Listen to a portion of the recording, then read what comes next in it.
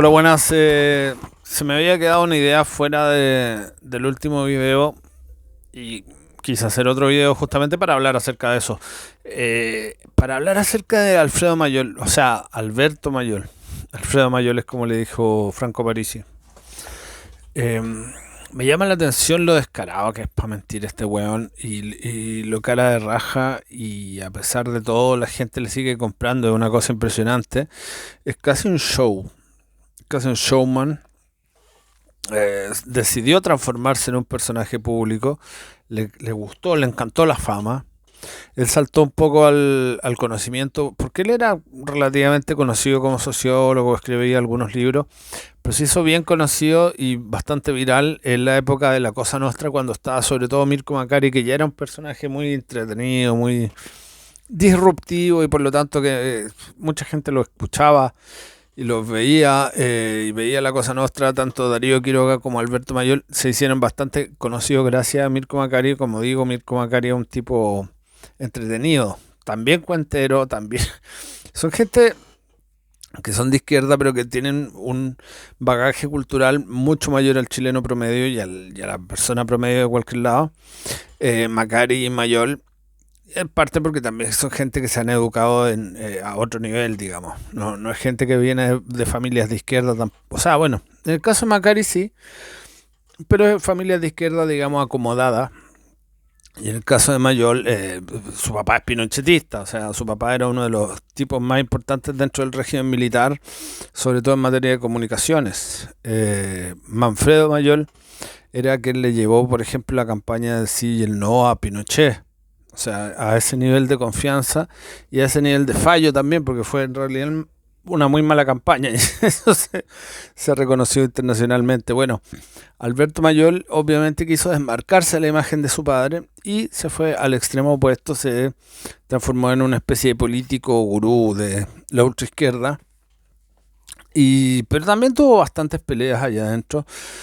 En algunos casos de haber sido, no creo que pues sospecharan por ser hijo de quien era, sino que sospecharan por su origen de clase más bien. O sea, en el sentido de que era un tipo muy, se hacía el humilde y tal, pero es muy figurín, muy quiere llamar la atención siempre, una cosa muy típica de los niños malcriados, de los niños cuicos, de los niños pijos, malcriados, querer llamar la atención y hacerse el bacán. Y sí, es una hueá terrible que tienen muchos de ellos por ser demasiado mimados cuando chicos.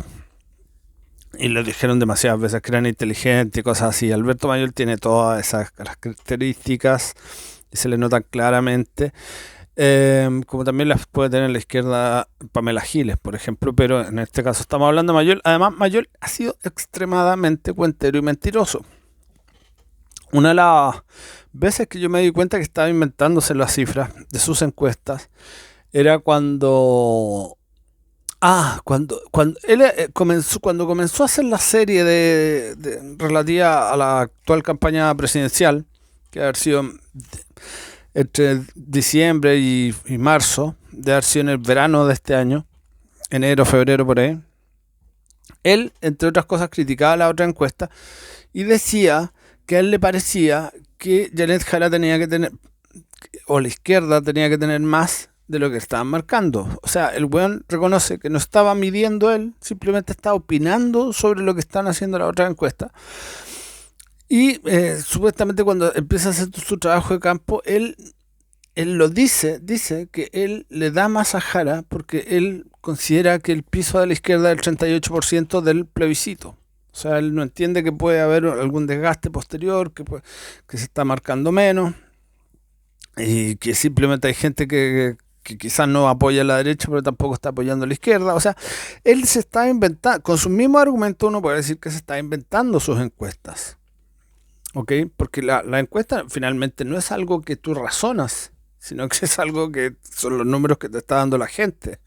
No tus hipótesis se confirman o se dejan de confirmar en base a lo que te pueden responder algunas personas, sino que son las mismas personas las que están hablando. Entonces ahí ya uno se da cuenta que su metodología o es muy mala o es una cosa que él maneja a su antojo. O sea, que las muestras las mueve, qué sé yo, al punto de que le den lo que él quiere que le den.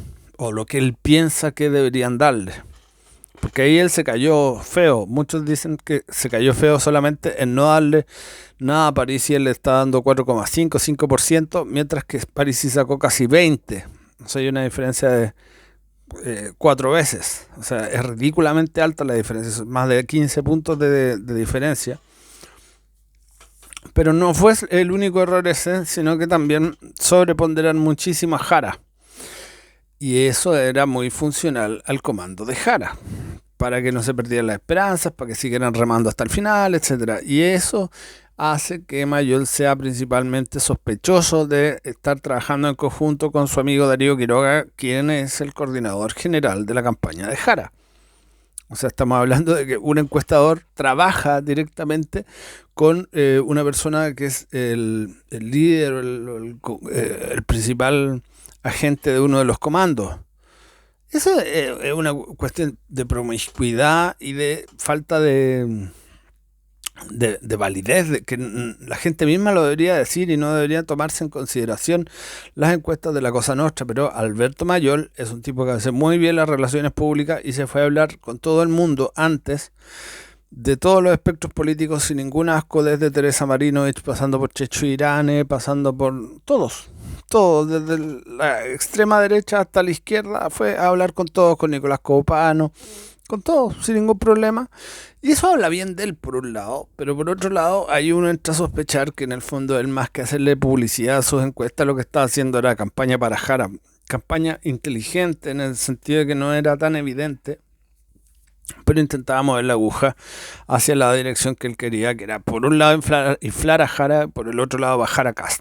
Esas eran las dos funciones principales que tenía, y entre medio se le escapó absolutamente el fenómeno Parisi, y ahí quedó en evidencia además que sus encuestas valen callampa, porque no se te puede escapar una cosa así, porque hasta la Academ, que una encuesta telefónica, estaba midiendo mucho más a Franco Parisi. La última Academ está dando 14% a Parisi, que si bien es muy por debajo de lo que sacó Parisi, es un número más razonable. O sea, es un 14 versus un 20 y no un 5 versus un 20 como le dio a Alberto Mayol, que como digo fue un fracaso, un chanta, mentiroso.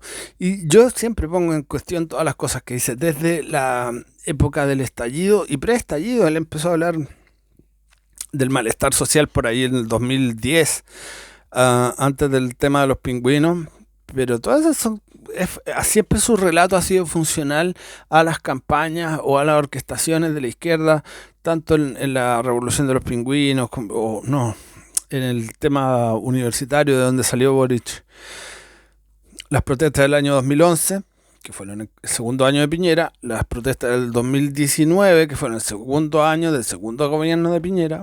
O sea, son cosas que siempre yo he creído que han estado orquestadas desde la izquierda, y este es el supuesto sociólogo que viene a explicarnos por qué pasan estas cosas, pero en realidad uno también podría pensar que simplemente él es parte del juego, no es un observador, sino que él está creando realidad con su relato.